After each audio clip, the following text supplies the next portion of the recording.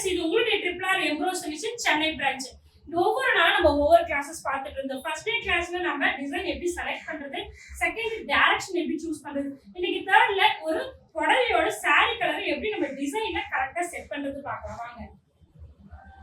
First one design, second direction, third பாத்தீங்கன்னா colour choose பண்றது. இப்ப பாத்தீங்கன்னா இதுல தான் நம்ம கலர் சூஸ் பண்ணணும்.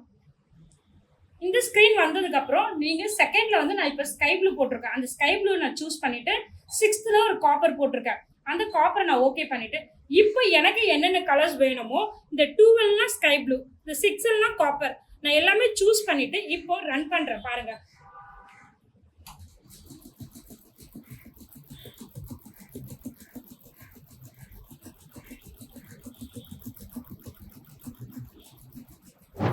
இந்த கலரோட ஸ்கை ப்ளூ வித் காப்பர் நம்மளோட டிசைன்ல அவுட்புட்டா வருது பாருங்க.